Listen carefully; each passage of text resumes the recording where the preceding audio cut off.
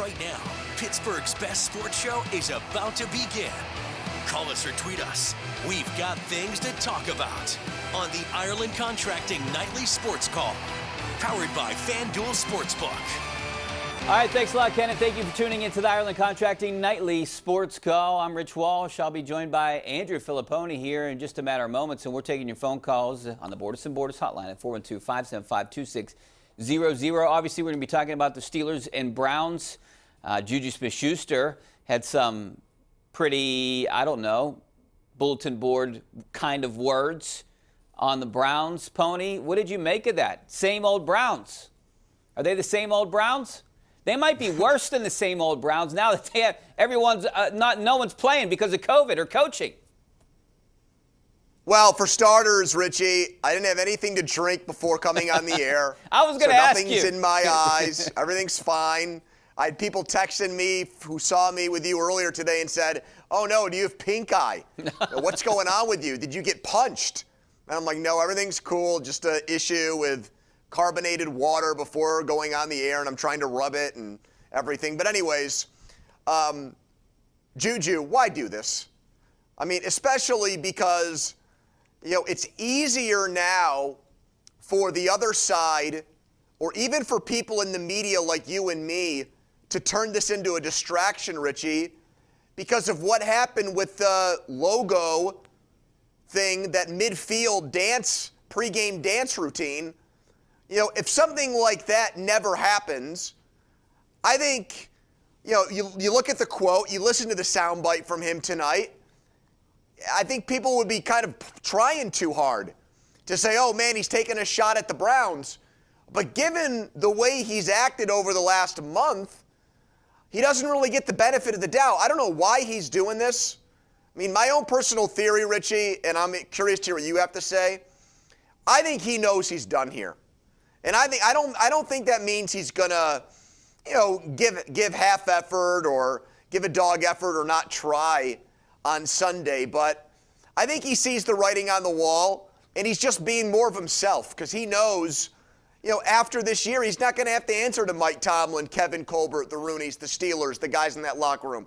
He's going to be somewhere else making a lot of money. Hey, he will have to answer to some coach and some general manager. I think there is absolutely no chance, zero chance, that he'll be back in a Steelers uniform next year. That was one of the things I was going to ask you just now. Why is he doing this? Obviously, I don't think he's coming back. I don't think you think he's coming back. What do you make of it? Are you sick and tired of his antics by now? He's not quite Antonio Brown, but it's somewhat distracting.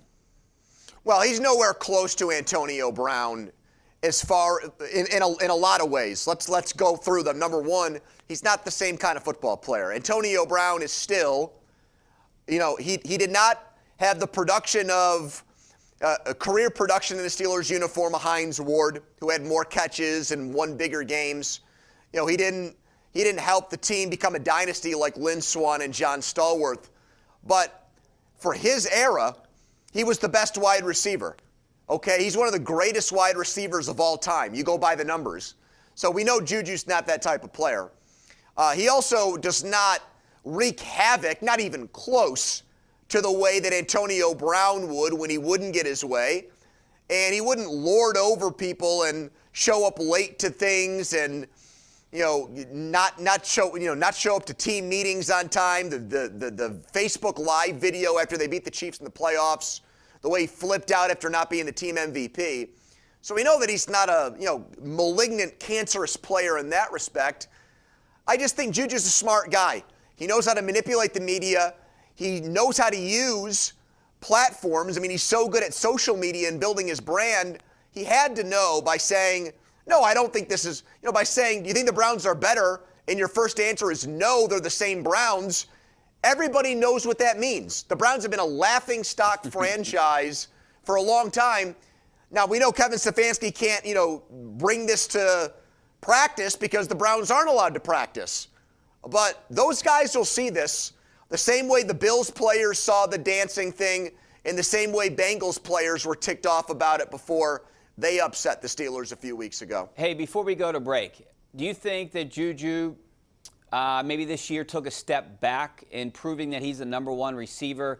Teams might be reluctant to pay him that big contract? No, I think he's going to get a huge contract. I think he's going to probably get the biggest wide receiver free agent contract because a lot of the other guys who might go into free agency, like Chris Godwin in Tampa, the Penn State player, Kenny Golladay in Detroit, I think those guys will get tagged by their teams.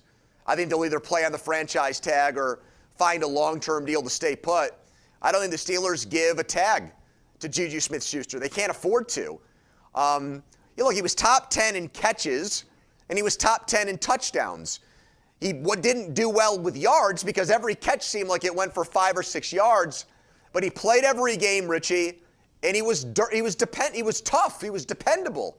He got hard yards. So, look, he's definitely not a number 1 wide receiver, but I think he can be a very, very good number 2 wide receiver. And with the way the passing game is taken off in the NFL, he's still young. I think somebody will pay him a lot of money to do that job for them next year. Along the same lines as like a Hines Ward, pretty much. All right, we're going to take a break. Poor man's Hines. Yeah, we're going to take a break. 412-575-2600 is the number to reach us. We'll be back in 2 minutes. Fielding your phone calls. Stay right there.